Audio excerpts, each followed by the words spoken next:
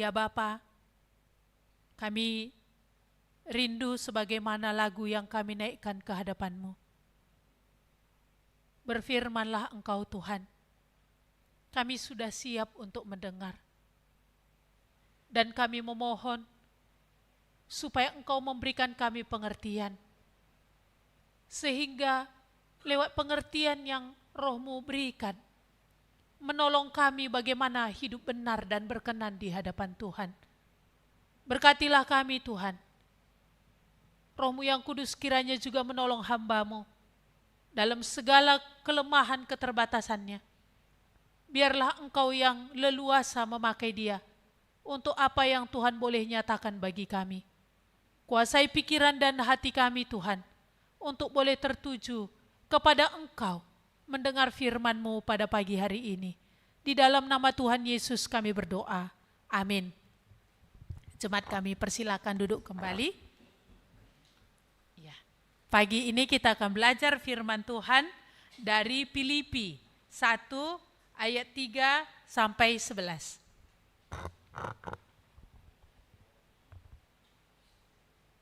Filipi 1 ayat 3 sampai 11. Saya akan bacakan untuk kita semua. Aku mengucap syukur kepada Allahku setiap kali aku mengingat kamu. Dan setiap kali aku berdoa untuk kamu semua. Aku selalu berdoa dengan sukacita. Aku mengucap syukur kepada Allahku karena persekutuanmu dalam berita Injil mulai dari hari pertama sampai sekarang ini. Akan hal ini aku yakin sepenuhnya, yaitu Ia yang memulai pekerjaan yang baik di antara kamu akan meneruskannya sampai pada akhirnya pada hari Kristus Yesus. Memang sudahlah sepatutnya aku berpikir demikian akan kamu semua, sebab kamu ada di dalam hatiku. Oleh karena kamu semua turut mendapat bagian dalam kasih karunia yang diberikan kepadaku, baik pada waktu aku dipenjarakan maupun pada waktu aku membela dan meneguhkan berita Injil. Sebab Allah adalah saksiku, betapa aku dengan kasih mesra Kristus Yesus merindukan kamu sekalian. Dan inilah doaku, semoga kasih-Mu makin melimpah dalam pengetahuan yang benar dan dalam segala macam pengertian, sehingga kamu dapat memilih apa yang baik, supaya kamu suci dan tak bercacat menjelang hari Kristus, penuh dengan buah kebenaran yang dikerjakan oleh Yesus Kristus untuk memuliakan dan memuji Allah. Iya. Pelayanan di Filipi ini dirintis oleh Paulus sendiri ya. Sebagaimana pelayanan ini didirikan tentu dari situasi di mana Paulus mengalami penderitaan waktu itu. Iya, dia sebenarnya mau melayani ke daerah Asia Kecil. Tetapi waktu itu dikatakan bahwa Roh Kudus mencegah. Itu mari kita melihat supaya lebih jelas lagi dari Kisah Para Rasul 16 ayat yang ke-6. Saya membacanya, Kisah Rasul 16 ayat 6. Mereka melintasi tanah Frigia dan tanah Galatia, karena Roh Kudus mencegah mereka untuk memberitakan Injil di Asia, dan setibanya di Misia, mereka mencoba masuk ke daerah Britinia, tetapi Roh Yesus tidak mengizinkan mereka. Setelah melintasi Misia, mereka sampai di Troas. Pada malam harinya tampak oleh Paulus suatu penglihatan. Ada seorang Makedonia berdiri di situ dan berseru kepadanya, katanya, menyeberanglah kemari, tolonglah kami. Iya. Ini baik itu Britinia, Frigia itu adalah masih di daerah Asia Kecil, di mana wilayah ini dilayani juga oleh Petrus dan juga rasul-rasul yang lain. Tapi di sini dikatakan Roh Yesus tadi ya, Roh Kudus tadi dikatakan ada dua kali, Roh Yesus, Roh Kudus ini sama saja ya. Tapi menunjukkan penekanan yang penting di mana mencegah. Petrus nggak ke sana memberitakan Injil. Paulus tidak ke sana memberitakan Injil. Kok ada seperti ini ya? Padahal dibilang baik atau tidak baik waktunya, beritakanlah Injil. Iya, bukan berarti Tuhan nggak mau orang Frigia atau Misia tadi tidak mendengarkan Injil, bukan itu. Karena ada Petrus dan yang lain yang masih mengerjakan, tapi di mana wilayah Makedonia sama sekali belum pernah mendengarkan Injil.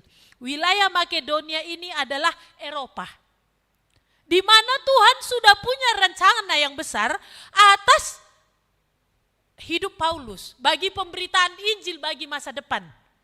Di mana kita tahu pergerakan akhirnya Injil dari Eropa lah ke seluruh dunia, ya. Dan dari Eropa juga sampai kepada kita hari ini, kan begitu. Walaupun pergerakan hari ini sudah macam-macam.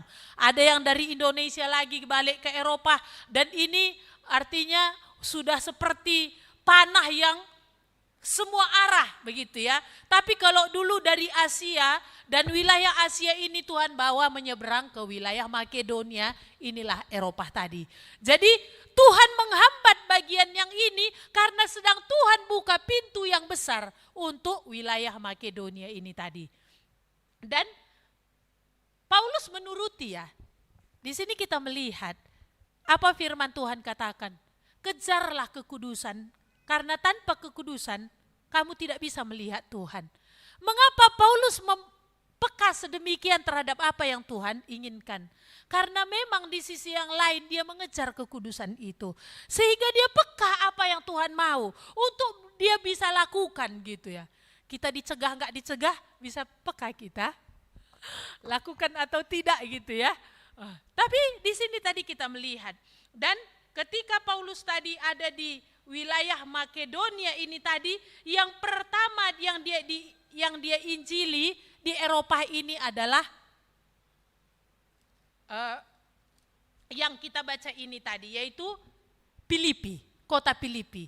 Inilah kota pertama wilayah Eropa yang dilayani oleh Paulus. Waktu itu kita melihat dia masuk ke bait Allah, lalu ada satu orang perempuannya, ada banyak sebenarnya perempuan-perempuan yang takut akan Tuhan beribadah di bait Allah ini.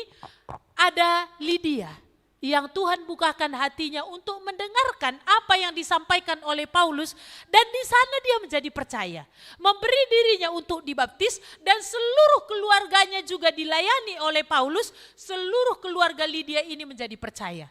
Dan kemudian kita lihat ada pelayanan waktu itu dilakukan oleh Paulus di luar dari bait Allah, di luar dari rumah Tuhan, begitu ya. Sinagoge yang ada, yaitu ada seorang petenung perempuan yang punya tuan. Beberapa ada tuannya, di mana mereka meraup keuntungan lewat apa yang artinya gelap kerjakan melalui perempuan ini tadi. Jadi ada beberapa hari perempuan ini berseru, ini hamba Tuhan, dengarkan dia. Apa yang dikatakannya itu adalah jalan yang benar untukmu. Tapi waktu itu Paulus terganggu, padahal ini benar, ya. Dengarkan ini hamba Tuhan, yang dia katakan itu jalan kebenaran, ikutkan dia. Tetapi waktu itu Paulus makin terganggu dan akhirnya dia tengking roh yang ada di dalam perempuan ini tadi, sehingga perempuan ini terbebas, dan itu tuan-tuannya merasa dirugikan. Iya, jadi gelap ini tadi mengatakan yang benar juga, ya. Tetapi kalau itu bukan dari Tuhan, kan, apalagi gelap tadi mengatakan, kan, terganggu Paulus. Maka kita lihat waktu Yesus pun dalam pelayanannya ada beberapa kali iblis itu bilang, inilah anak Allah. Hai engkau anak Allah. Tapi kenapa Yesus artinya memerintahkan iblis itu tuh diam? Padahal kan itu benar, harusnya cocok, gitu ya. Ini kan bersama-sama gitu, dari pihak lawan juga menyuarakan siapa Yesus. Tetapi karena ini adalah dari kegelapan, Tuhan gak mau. Iya, Tuhan gak mau. Iya. Maka Yesus mengatakan kepada roh itu untuk berhenti dan menengking, supaya dia tidak terus berbicara. Maka kadang nanti hamba Tuhan, gitu ya, saya lihat ibu pernah, gitu ya, seseorang nanti dia seperti mengatakan yang benar, tapi dia bilang, aku terganggu kawan ini kalau ngomong. Benarnya dia katakan gitu, tetapi aku terganggu, dia bilang. Jadi ada kepekaan sedemikiannya. Maka Lewat hal itu ketika roh tadi keluar dari petenung ini tuan-tuannya membuat fitnah. Sehingga terjadi kerusuhan dengan memfitnah Paulus ini tadi, dan dia ditangkap dan dimasukkan ke penjara dan disesah. Tetapi inilah, karena Tuhan sudah membuka pintu untuk pekabaran Injil di wilayah Makedonia ini tadi, ketika dalam penderitaan yang dialami oleh Paulus dan Silas di penjara, mereka bernyanyi dan berdoa. Dan pintu-pintu penjara itu semua terbuka karena gempa bumi. Dan waktu itu kepala penjara udah berniat untuk bunuh diri. Karena apa? Ini adalah tanggung jawabnya. Dia berpikir bahwa semua narapidana itu udah melarikan diri. Tetapi di situ Paulus berkata, jangan kau bunuh dirimu. Kami semua masih di sini. Tidak ada kami melarikan diri. Maka lewat hal itu, pemimpin penjara ini, kepala penjara ini tadi akhirnya bertanya kepada Paulus, apa yang harus aku buat? Dan Paulus katakan, berilah dirimu untuk dibaptis, bertobatlah dan berilah dirimu untuk dibaptis. Kepala penjara ini memberi diri untuk mendengarkan khotbah daripada Paulus. Dan dia juga mengumpulkan seluruh keluarganya. Dia dan akhirnya bersama dengan keluarganya semua dimenangkan lewat pemberitaan Injil yang disampaikan oleh Paulus. Dan kita melihat inilah perjalanan Paulus kedua, di mana dia melayani di daerah Filipi ini tadi. Dan surat yang Paulus kirimkan kepada jemaat Filipi yang sudah berdiri, di mana ada Lydia dan seluruh keluarganya, di mana ada kepala pasukan itu dan seluruh keluarganya, dan juga orang-orang petobat yang lain, Paulus mengirim surat kepada mereka untuk menguatkan dan meneguhkan mereka. Saat ini Paulus ada di penjara Efesus. Dia ditangkap oleh karena nama Tuhan. Artinya pemerintah Roma berpikir dengan Paulus ini ditangkap, maka apa? Kekacauan tidak akan ada lagi. Karena tiap kali dia memberitakan Injil ada penerimaan, ada penolakan. Dan di dalam penolakan ini kadang-kadang dihasut untuk terjadi kerusuhan. Akhirnya ditangkap si Paulus ini tadi. Tetapi apa? Firman Tuhan dia katakan tidak bisa dibendung. Firman Tuhan itu tidak bisa dihambat. Firman Tuhan itu tidak bisa dipenjarakan. Firman Tuhan itu tidak bisa ditembok. Tetapi Paulus melihat justru lewat pemenjaraannya ini semakin memberikan kekuatan bahkan keberanian bagi orang-orang percaya termasuk juga di Filipi dan tempat yang lain untuk mereka memiliki keberanian memberitakan Injil. Maka dari penjara ini tadi Paulus mengirim surat untuk boleh menguatkan mereka karena jemaat Filipi ini juga ada di dalam penderitaan. Di mana mereka karena imannya kepada Tuhan juga mereka mengalami kesulitan, mengalami kesusahan. Iya, karena iman mereka kepada Tuhan. Iya. Maka di sini tadi apa yang menjadi surat Paulus ini? Ucapan syukur Paulus tadi dikatakannya di ayat yang ketiga ini. Aku bersyukur kepada Allahku tiap kali aku mengingat kamu. Iya. Kok bisa ya Paulus bersyukur ya? Dia sendiri ada dalam penderitaan. Dia sendiri terpenjara. Tapi dia bisa bersyukur. Iya. Kalau kita udah susah gimana? Kahaikin debe Tuhan gitu ya. Apalagi nih Tuhan. Nggak henti-hentinya kesulitan ini gitu ya. Terlepas penderitaan itu kita kadang nggak tanya juga ya.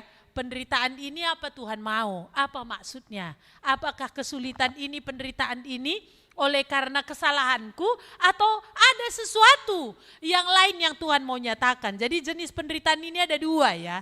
Menderita karena salah sendiri, nah itu normal kan gitu ya. Tapi ada menderita karena nama Tuhan, ini pun Tuhan bilang normal. Kenapa? Karena itu firman Tuhan katakan di ayat yang ke-29, sebab kamu dikaruniakan bukan saja untuk percaya kepada Kristus, melainkan juga untuk menderita untuk Dia. Iya. Jadi Paulus tadi bersyukur. Sekalipun dia mengalami penderitaan, terpenjara itu gak enak, apalagi penjara Roma. Entah pun ini bukan penjara bawah tanah ya, entah pun ini penjara di dalam rumah mungkin, Kan pernah ada Paulus, dia diberikan izin untuk menyewa rumah. Tetapi kalau namanya terpenjara itu gak ada yang enaknya.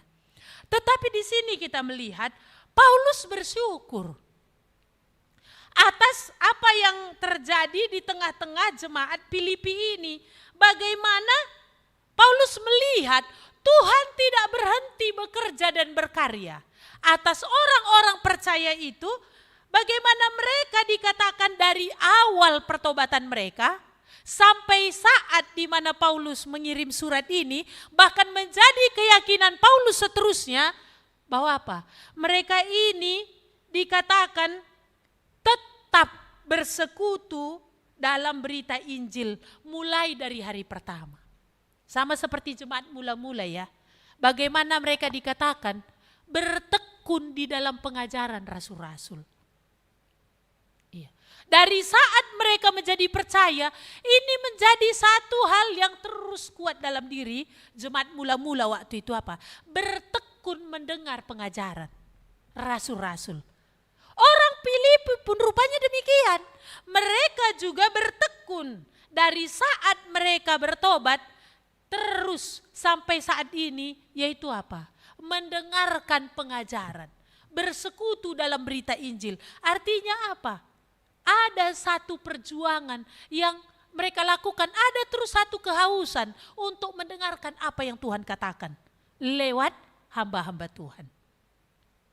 Sebenarnya ini juga yang Petrus katakan ya, kepada orang-orang percaya yang ada di perantauan. Dia katakan, hendaklah kamu sama seperti bayi yang baru lahir, yang terus haus akan air susu yang murni. Karena memang ciri seorang bayi yang lahir, pasti apa? Ada haus terhadap firman Tuhan.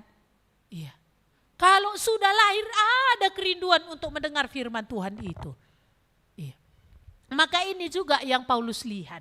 Maka Paulus katakan, aku bersyukur. Dan Paulus katakan bahwa apa? Sebenarnya aku yakin ini sepenuhnya. Bahwa Allah itu setia. Tema kita di sini hari ini adalah Allah itu setia. Apa yang menjadi penghiburan bagi Paulus juga, karena sekalipun dia terpenjara, tetapi dia tahu Allah itu setia terhadap orang-orang Filipi. Yang bukan hanya dia waktu itu Tuhan pakai memberitakan Injil tentang kematian dan kebangkitan Kristus untuk menjadi jalan penebusan atas dosa. Tetapi sekali Paulus pun tidak bersama mereka lagi, Paulus yakin sepenuhnya, dia katakan bahwa apa? Allah itu terus bekerja. Dia terus bekerja dari mulai saat di mana dia melakukan yang baik itu kepadamu. Iya. Maka di dalam penderitaan yang sulit dan di dalam masalah yang dialami Paulus, ini menjadi penghiburan bagi dia. Bukan hanya dia terhibur, karena dia meyakini bahwa Allah sudah mulai pekerjaan yang baik di Filipi, memenangkan banyak orang di sana. Paulus tetap yakin Allah itu terus bekerja. Bagaimana menolong mereka terus memiliki hati untuk bersekutu, mendengarkan kebenaran Tuhan. Karena Paulus juga mengalami hal itu di penjara. Artinya dia melihat Allah itu setia. Di tengah pun kesulitan, di tengah pun penderitaan yang dia alami, dia tahu Allah itu bersama dia. Dia tahu Allah itu setia dan dia tahu keberadaannya pun di penjara itu bukan sebagai bentuk bahwa apa? Tuhan itu jauh dari dia, enggak. Ini ternyata menjadi satu kekuatan. Ini juga lah yang menjadi doa ucapan syukur daripada Daud. Dalam segala masalah yang dia hadapi, dia katakan berkali-kali di dalam Mazmur yang dia katakan, aku bersyukur kepadamu Tuhan, karena Engkau Allahku setia. Dan aku percaya bahwa Engkau terus mengerjakan apa yang Engkau perintahkan untuk akan jadi dalam hidupku. Dan ini juga waktu itu menjadi keyakinannya sehingga dia berbicara kepada Salomo. Bahwa dia bilang, Tuhan sudah berfirman kepada aku bahwa dia akan membangkitkan dari keturunanku untuk akan menjadi raja. Jadi kita lihat apa yang menjadi penghiburan dalam kesulitan, apa yang menjadi penghiburan di dalam penderitaan, apa yang menjadi penghiburan di dalam masalah bagi orang yang sudah diselamatkan. Yaitu apa? Allah itu setia. Allah itu setia. Maka Paulus pun berkata, apakah yang bisa memisahkan kita dari kasih Kristus? Pencobaan, penderitaan, kemiskinan, penyakit? Tidak ada satu pun. Iya. Bagaimana dengan kita ya? Kalau sudah ada masalah dan ada kesulitan, apa yang ada dalam hati kita? Apakah ada seperti Paulus ini tadi? Tuhan sudah memulai yang baik itu dalam diriku. Yaitu apa? Kalau Tuhan pun sudah menyelamatkan aku, kalau Dia pun sudah mati untukku, maka dalam kesulitan pun saat ini, Dia ada di situ. Ya, seperti yang perkataan Mama Andre tadi ya. Kenapa Yesus berkata, seperti Bapa mengasihi aku, demikian aku mengasihi kamu. Tinggallah dalam kasihku itu. Di mana dia melihat bentuk kasih Bapa itu? Toh dia menderita terus. Di mana dia melihat bentuk kasih Bapa itu? Mati dia. Jadi kalau untuk kita lihatlah. Artinya apa yang Yesus buat. Tapi kalau untuk dia apa yang Bapa buat? Sehingga dia berkata, seperti Bapa mengasihi aku, demikian aku mengasihi kamu. Apa Yesus katakan kepada Thomas? Ketika Thomas berkata, tunjukkanlah Bapa itu kepada kami. Ketika Filipus berkata, tunjukkanlah Bapa itu kepada kami. Apa yang dia katakan kepada murid-muridnya? Tidakkah engkau tahu bahwa aku dan Bapa adalah satu? Jadi di manakah Yesus melihat kasih Bapa? Yaitu di mana Bapa hadir dalam seluruh perjalanan dia lakukan di bumi. Walaupun ada detik ya, ada detik di kayu salib itu dia menjerit. Di situ dia berkata, Eloi, Eloi, lama sabatani. Allahku, Allahku, mengapa engkau meninggalkan aku? Itu menjadi jeritan yang kuat. Kenapa saat itu beberapa saat di mana Bapa meninggalkan dia? Sebelumnya tidak pernah. Dalam segala situasi yang dia alami, dalam kesulitan pun yang dia derita, tidak pernah Bapa tinggalkan. Tapi ada saat di mana di kayu salib itu, dia merasa ditinggalkan Bapa dan dia menjerit. Karena apa? Karena di mana saat itu dia sedang mengambil posisi kita sebagai orang terhukum, sebagai orang yang dimurkai, sebagai orang yang Tuhan jijik, sebagai orang yang sedang menerima hukuman atas dosa itu. Maka di sini kita melihat, ya, seorang bapak bersaksi, dia bilang gini, saya bersyukur untuk istri saya yang sangat mencintai saya, gitu. Padahal gak ada artinya. Kayaknya sesuatu yang kelihatan ya, peran istri ini kalau mencintai tadi kan ada di bawahnya lumbung-lumbung itu makin penuh ke rumah gitu, gak ada. Tapi dia berkata, saya bersyukur untuk istri saya yang sangat mencintai saya. Dia bilang di mana? Istri saya ini setia. Saya lama dalam keadaan sulit secara ekonomi. Sangat-sangat sulit. Tapi istri saya inilah yang terus mendukung saya. Dalam semua penderitaan di hidup saya, dalam semua kesulitan yang saya alami, saya gak pernah sebenarnya sendiri. Ada istri saya ini yang terus mendampingi, bahkan mengingatkan saya firman Tuhan, mendorong saya, bahkan terus mendukung saya di dalam perjalanan hidup. Karena pada waktu itu dia sudah menjadi manajer keuangan. Lalu dibilang, bagaimana Bapak bisa sampai sejauh ini? Dia menceritakan tentang Tuhan dan juga kasih istrinya ini tadi. Maka di sini juga kita melihat apa yang menjadi ucapan syukur Paulus. Padahal dia sendiri menderita. Jemaat Filipi pun menderita. Lalu di mana letak syukurnya? Karena dia yakin sepenuhnya Allah sudah memulai yang baik di daerah Filipi itu, yaitu keselamatan atas mereka. Inilah yang menjadi keyakinan Paulus. Allah itu tetap bekerja dalam diri mereka. Buktinya apa? Bagaimana mereka terus ada satu perjuangan untuk mau diajar oleh firman Tuhan. Mau bersekutu terhadap firman Tuhan. Dan juga dikatakan bahwa jemaat Filipi inilah bahkan satu-satunya yang pertama kali mendukung pelayanan Paulus, yaitu wilayah Makedonia, kan banyak orang bertobat di situ. Korintus, Galatia, Filipini tadi. Tapi ternyata yang mendukung pelayanan Paulus yang pertama tergerak itu siapa? Orang Filipi. Bahkan mereka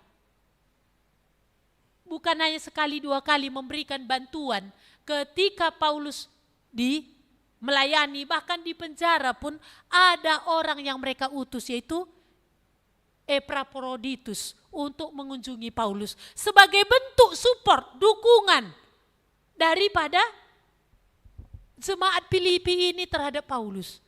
Iya. Dan itu bagi Paulus satu hal yang Tuhan kerjakan besar di dalam diri Filipi ini. Bagaimana mereka menunjukkan perhatian, dukungan mereka terhadap Paulus dalam pelayanan, bahkan dalam penderitaan dia pun di penjara. Iya, kadang-kadang ya, kalau terhadap hamba Tuhan itu gitu, kayak segan-segan menunjukkan sesuatu gitu ya. Apalagi kalau nanti misalkan kayak ibu dulu baru siap operasi gitu ya. Kayak takut-takut jemaat ini untuk datang gitu ya. Ataupun memang seperti apa gitu ya. Padahal kan dia juga manusia. Kadang-kadang di dalam bentuk kelemahan seperti ini, di dalam bentuk penderitaan seperti ini, butuh dukungan. Iya. Atau jangan-jangan nanti terhadap keluarga Pak Bangun takut orang berkunjung gitu. Udahlah, ini kan majelis. Apa nanti ku bilang, harusnya mereka lah yang menguatkan kami. Ada kalanya di mana ini menjadi satu dukungan yang besar, baik bagi hamba Tuhan dan juga para majelis, ketika mereka pun ada dalam situasi yang mungkin perlu dukungan. Maka Paulus katakan, aku terhibur ketika kamu utus Epaphroditus itu untuk mengunjungi aku di penjara. Iya. Ini juga sebagai bentuk ya. Jangan, kalau yang ini, aduh gimana ya gitu ya. Kalau ini gimana, kalau untuk Jumat gak apa-apa lah, oke lah aku bisa berkunjung gitu. Tetapi ini tadi ya. Dan juga kita melihat bagaimana ucapan syukur Paulus ini tadi terhadap jemaat itu atas apa yang dia lihat Tuhan kerjakan. Dan ucapan syukur Paulus terhadap jemaat itu, bagaimana mereka menyambut apa yang Tuhan kerjakan. Yaitu apa? Mereka juga terus berjuang tadi ya, di dalam persekutuan Injil, seperti jemaat mula-mula itu, bertekun mendengarkan pengajaran. Iya. Karena ini yang akan membangkitkan iman kita. Ini yang akan menumbuhkan pengertian kita. Maka kita lihat tadi di sini apa yang Paulus doakan terhadap jemaat Filipi ini yang dia kasihi. Dibilang tadi di sini di ayat 9, dan inilah doaku, semoga kasihmu makin melimpah dalam pengetahuan yang benar dan dalam segala pengertian. Supaya kasihmu melimpah. Ini menjadi doa Paulus. Sama seperti doa Paulus juga kepada orang Tesalonika, dia katakan, aku berdoa supaya kasihmu terus makin bertambah satu dengan yang lain antara kamu sesama orang percaya. Jadi kasih itu terus bertambah. Ini sesuatu yang harus diusahakan. Ini sesuatu yang harus dikerjakan. Dan ini juga menjadi doa Paulus karena dia tahu Allah setia, Allah bekerja dalam diri orang Filipi, maka Allah berdoa. Walaupun dia tidak bisa hadir secara fisik terhadap orang-orang Filipi, tapi dia tahu Tuhan itu hadir di sana. Inilah yang harusnya menjadi kekuatan orang-orang tua yang anaknya perantau. Anaknya ada dalam perantauan. Karena keyakinan kalau anak itu sudah di dalam Tuhan, bagian kita apa? Ya kalau hari ini lebih canggih ya, ada telepon, ya ada video call bisa, ini kan surat ya, walaupun itu agak payah gitu. Tetapi ada satu sarana yang lain, yaitu apa? Kita berdoa kepada Tuhan. Maka ini yang membuat Paulus gak berhenti berdoa. Karena dia tahu Tuhan bekerja dan akan terus bekerja, sedang bekerja untuk jemaat Filipi. Maka ini juga lah yang harusnya ada juga dalam diri kita sesama orang percaya. Bukankah Tuhan katakan juga lewat Paulus di dalam kitab Efesus itu, berdoalah kepada semua orang kudus. Berdoalah. Iya. Apa yang didoakan Paulus tadi di sini? Supaya kasihmu itu melimpah. Ya bukan hanya penuh untuk diri gitu ya. Kalau melimpah kan ngalir kepada orang gitu kan. Supaya kasihmu itu melimpah dan itu bisa dirasakan tentunya yang paling dekat dulu. Iya, enggak seperti orang tua saya dulu. Di luar dia namanya harum. Di rumah kami satu pun enggak suka. Kalau orang cerita tentang bapak kami gitu, baik kali bapakmu, langsung kami iri. Iyalah sama orang baik dia. Sama kita, enggak. Marah-marah cuman kerjanya. Tapi orang-orang luar sana muji dia. Pencitraan ya. Iya. Padahal itu harusnya di dalam. Yang merasakan kasih melimpah itu sama kayak gelas kan. Kalau gelasnya melimpah itu yang basah duluan yang mana? Kan gak mungkin yang 5 meter dari gelas. Kan gak ya? Yaitu senti terdekat lah. Itu dulu yang merasakan. Maka di sini tadi, semoga kasihmu melimpah dalam pengetahuan yang benar. Iya. Rupanya kasih tanpa pengetahuan ini nanti bisa salah. Iya, seperti apa? Seperti orang tua, ini pengetahuan yang benar tentunya adalah apa? Firman Tuhan, pengetahuan yang benar, kan begitu. Karena kan banyaknya orang tua ini mengasihi anak. Karena kasih katanya kan. Kasihnya Android kepada anaknya yang belum waktunya dia mendapat. Kenapa? Kasihan aku, masakan anakku ini, hanya dia di sekolah itu gak punya Android. Enggak lah. Aku mama apa aku kayak gitu? Kayak mama gak punya hati, sehingga anakku ini sendiri gak punya Android di sekolah. Hanya karena alasan itu, dia bilang aku mengasihi. Tetapi itu bukan dalam pengetahuan yang benar. Kenapa? Karena dalam usia itu anak ini belum cocok. Karena dia sedang memberikan pisau untuk melukai dirinya sendiri. Belum bisa dia menggunakan dengan benar dan baik. Nah, ini kan perlu. Yang tadinya kasih tadi kalau tidak dibarengi dengan pengetahuan yang benar, ini akan rusak. Maka doa Paulus, kasih melimpah dalam pengetahuan yang benar. Yaitu apa? Firman Tuhan lah. Kasih dalam kebenaran. Sama anak nanti kan, jor-joran terus gitu kan.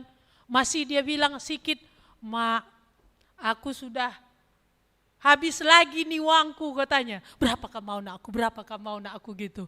Apakah ini di dalam kebenaran? Atau memang perlu apa? Kemarin udah kan mama kasih. Kalau kamu udah habis kan ya sudahlah.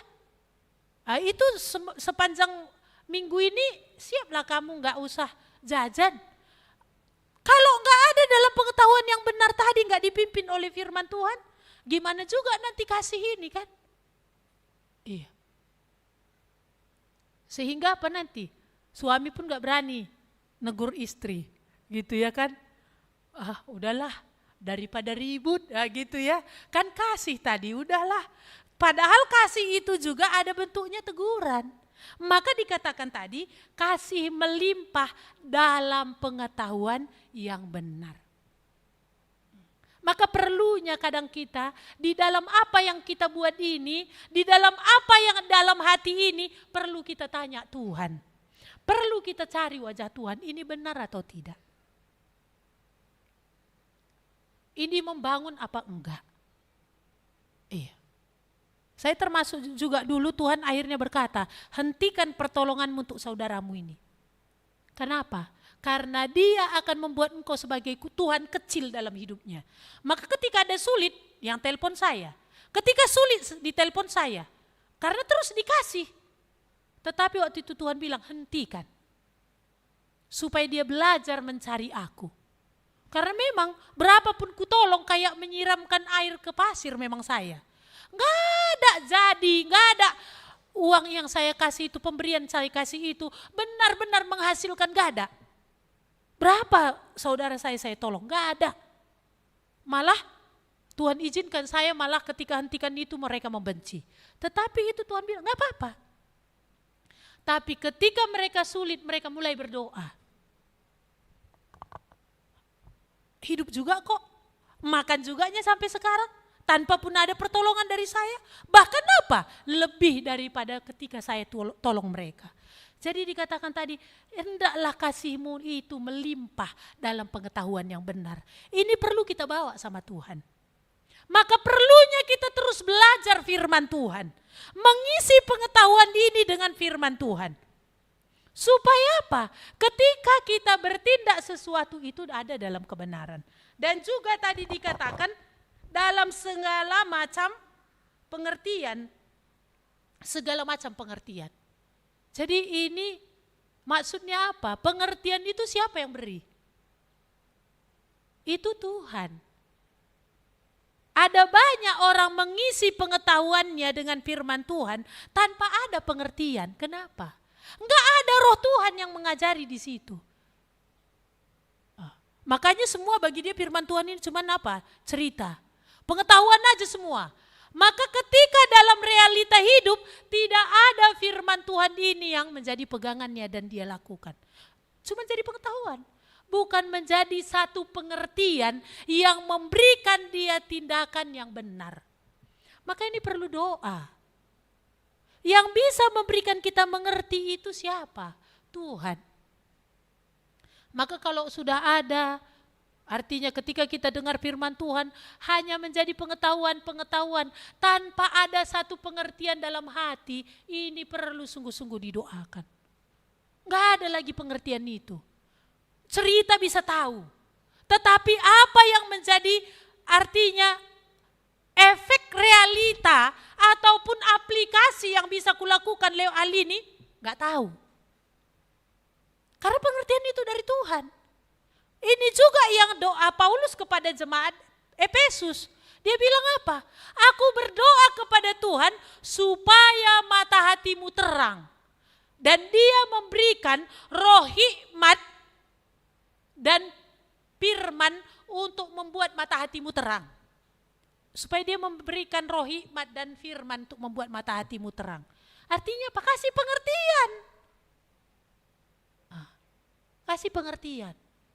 Sehingga seperti orang tua tadi ngerti dia. Ini belum tepat untuk anakku ini. Ngerti dia, ini memang kali ini anak ini harus ini dihukum ini. Ngerti dia. Oh anak yang ini gak bisa dikerasi. Ngerti. Jadi di sini tadi dikatakan ya, ini menjadi doa Paulus. Apakah di dalam pengetahuan kita terhadap firman Tuhan, pengertian kita semakin ada? Apakah firman Tuhan itu hanya sebatas pengetahuan saja terus menerus? Tanpa ada yang menjadi aplikasi yang Tuhan ajari untuk kita buat dalam hidup. Karena apa? Inilah yang sebagai bentuk kedewasaan rohani. Yaitu apa?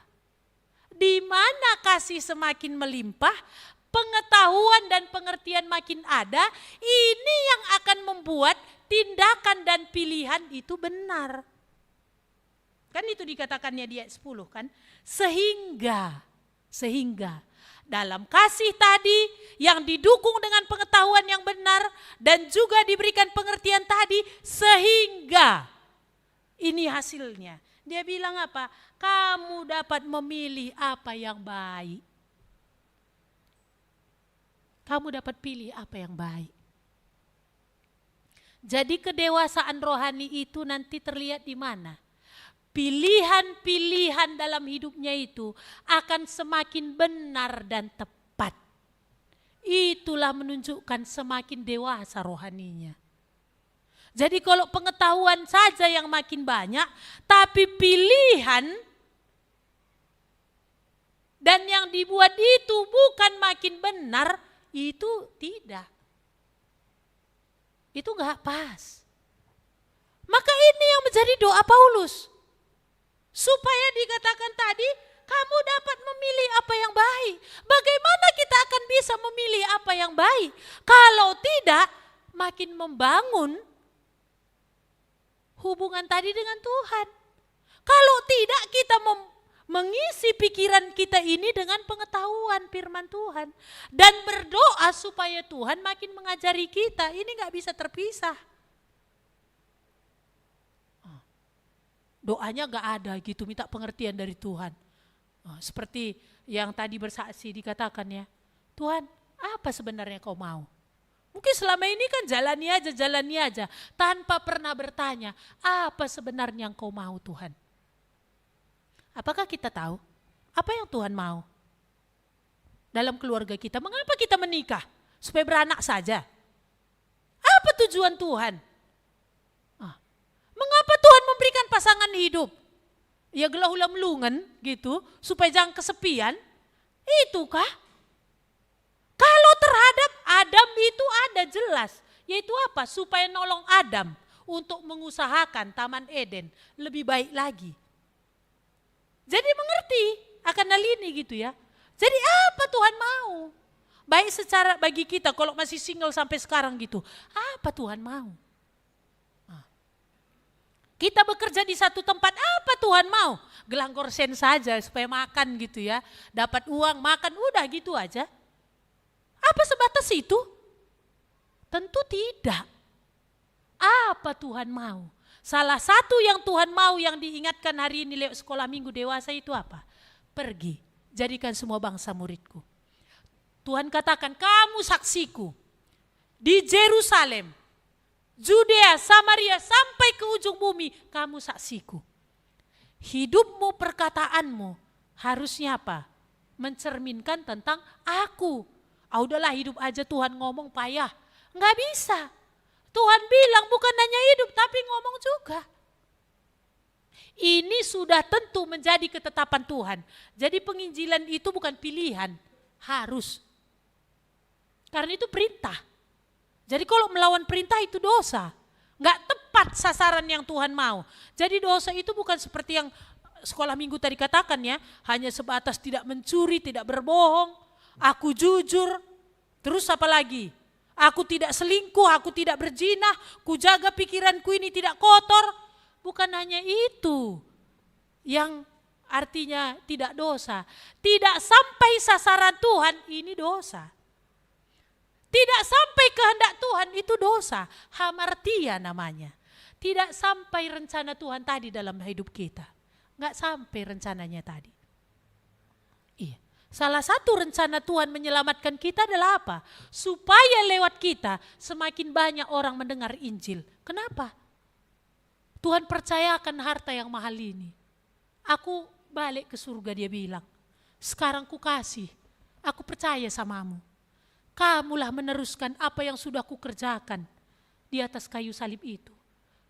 Apa yang sudah kuperjuangkan. Sekarang kamulah bercerita. Bagianku sudah artinya selesai dalam hal setara fisik ya. Tapi dalam penyertaan dia tidak selesai. Ini bukan pilihan tapi harus ya.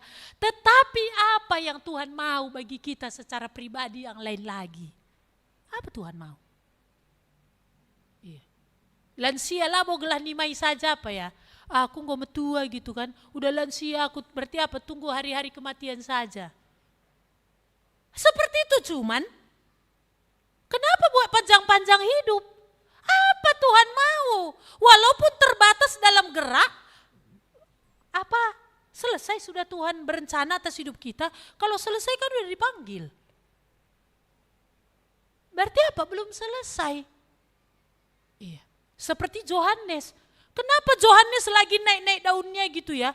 Ditangkap sama raja. Ini padahal apa? Ini klimaksnya ini. Klimaksnya di mana? Raja saja dia berani tegur. Itu coba, apa enggak klimaks itu dari segi karir? Ya kan? Tadi dari jemaat-jemaat, lalu masuk ke imam-imam, ahli-ahli Taurat, orang-orang Farisi, masuk ke Raja Herodes. Berani dia. Ditangkap. Ibaratnya apa? Tenggelam. Dan gak muncul-muncul lagi. Kenapa? Karena dipenggal. Kenapa ya Tuhan? Udah selesai perannya. Ya kalau istilah Pak Kalpin ya panggungnya sudah siap gitu ya. Dan sedang lanjut panggung Yesus. Jadi kalau kita belum mati berarti apa? Panggung kita belum selesai. Minta sama Tuhan pengertian apa yang Tuhan mau dalam hidup kita. Lah mau gelanggo-keri saja. Bahkan ada orang bilang gini, kurasa gak pet Tuhan itu sama aku, gak suka Tuhan itu sama aku. Ini pernyataan lansia. Kenapa gak mati-mati aku dibuatnya? Bukannya ditanya. Dia bilang gak pet Tuhan sama aku, gak mati-mati aku dia bilang. Padahal aku udah menderita di sini dia bilang. Gak ada dia tanya Tuhan apa kau mau? Sampai gak kita tadi di sini bahwa apa? Tuhan sudah memulai yang baik dan dia terus mengerjakan itu dalam hidup kita. Maka ini tadi ya, dan dikatakannya tadi bukan hanya memilih apa yang baik supaya kamu suci dan tak bercacat menjelang hari Kristus. Maka firman Tuhan bilang, kejarlah kekudusan. Ini menjadi kehendak Tuhan atas hidup kita semua. Supaya kamu tak bercacat. Dan dikatakan tadi, suci menjelang hari Kristus. Penebusan Kristus di kayu salib atas orang-orang percaya secara status dia sudah dipandang orang suci. Tapi secara fakta ini masih perjalanan terus. Secara realita ini terus proses. Dan Tuhan bilang kejar kekudusan itu. Karena tanpa kekudusan kamu tidak bisa melihat Tuhan. Karena tanpa kekudusan pengertianmu itu makin gak ada. Karena tetap dosa itu akan menghambat jawaban doa, menghambat kita bisa mengerti apa yang Roh Tuhan katakan. Maka kejar kekudusan itu. Sehingga tadi Paulus itu peka dia. Ketika dalam mimpi pun dia ngerti, oh ini pimpinan Tuhan. Bukan pula kayak nenek moyang kita dulu ya. Ini peka kemana gitu kan, asal mimpi, oh ini perintah dari mana gitu kan.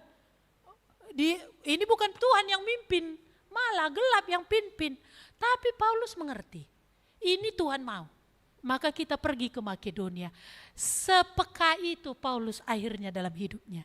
Bahkan sepeka itu dia memahami di dalam penderitaannya di penjara tadi pun tetap tadi ya, dia yakin Tuhan itu setia. Bahkan dia bilang, ini adalah Tuhan mau. Wah, kok bisa sampai gitu Paulus ya? Dalam penderitaan yang dia alami bisa dia katakan, ini Tuhan mau. Dari mana dia lihat? Pekerjaan Injil itu justru makin luas. Kenapa? Lewat dia terkurung di penjara, dia makin banyak berdoa, makin banyak dia menulis surat.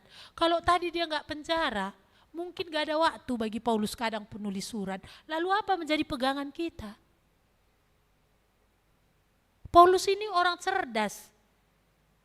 Ini Tuhan gunakan kecerdasannya. Di dalam diam itu tadilah dia menulis doktrin-doktrin yang begitu menolong, membangun setiap jemaat pada masa itu, bahkan sampai kini, bahkan sampai selesainya zaman ini. Bukankah ini berguna?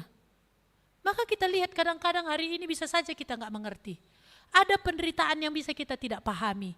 Asal di sana tidak ada dosa ya. Tetapi apa? Kalau hari ini pun kita tidak mengerti. Ini pasti akan ada gunanya Tuhan mau. Bahkan ada orang sampai berkata kepada orang lain yang dia lihat menderita. Kau kulihat kalau dari semua hidupmu ini banyaknya masalahmu. Tapi kenapa kok kulihat hidupmu tenang? Ini kan sebagai hasil juga. Kok bisa kau dihina seperti itu masih bisa kau cakapi dia katanya. Jadi kita lihat tadi di sini ya, supaya kamu suci dan tak bercacat menjelang hari Kristus. Penuh dengan buah kebenaran. Jadi inilah yang menjadi doa Paulus. Ini juga yang bisa menjadi doa kita untuk pribadi kita. Ini juga bisa menjadi doa kita untuk orang-orang percaya yang lainnya. Entah itu anak kita, entah itu saudara kita, entah itu pun sesama tubuh Kristus di gereja itu ataupun tubuh Kristus di gereja yang lain. Ini bisa menjadi doa kita.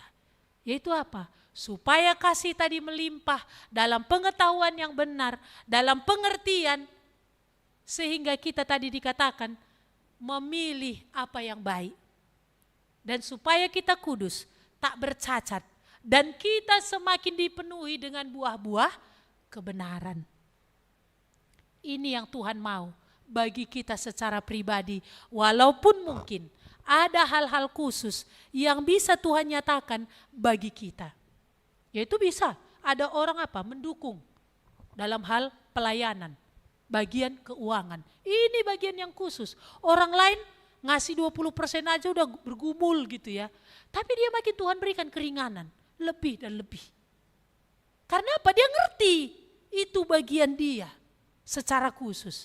Ya. Jadi ini yang bisa kita belajar hari ini. Allah itu setia. Dan apakah ini yang bisa kita lihat? Sehingga dalam penderitaan yang Paulus alami pun, dan dalam penderitaan yang dialami oleh Filipi pun, dia bisa bersyukur. Karena apa? Tuhan tetap bekerja mulai dari saat, bahkan kalau lagu Karo itu katakan ya, sebelum pun mengenal Tuhan, sudah diikut-ikut Tuhan, muat ukur ya, untuk membawa mereka sampai kepada keselamatan. Dan bahkan terus bekerja. Iya. Ini yang bisa kita dengar hari ini. Sehingga lewat segala kesulitan yang ada, adakah keyakinan kita? Bukan keyakinan tanpa dasar, tapi keyakinan yang memiliki dasar, yaitu Yesus sendiri berkata, aku menyertaimu. Kenapa? Karena berikannya Roh Kudus tinggal dalam hati kita, termasuk dalam pemberitaan Tuhan, firman Tuhan.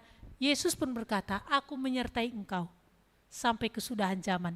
Terlepas tadi dibilang ya, kita gak terpelajar ataupun kita terpelajar, tentu orang terpelajar pengaruhnya akan lebih besar lagi dari orang yang kurang terpelajar. Sama seperti Paulus dan Petrus. Petrus kurang terpelajar, bukan Tuhan gak pakai dia, tapi Tuhan pakai dia dalam kapasitasnya.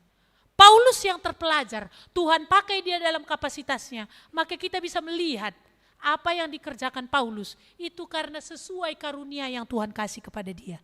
Apa yang dikerjakan Petrus itu sesuai dengan kasih karunia yang Tuhan anugerahkan kepada dia. Mari kita berdoa.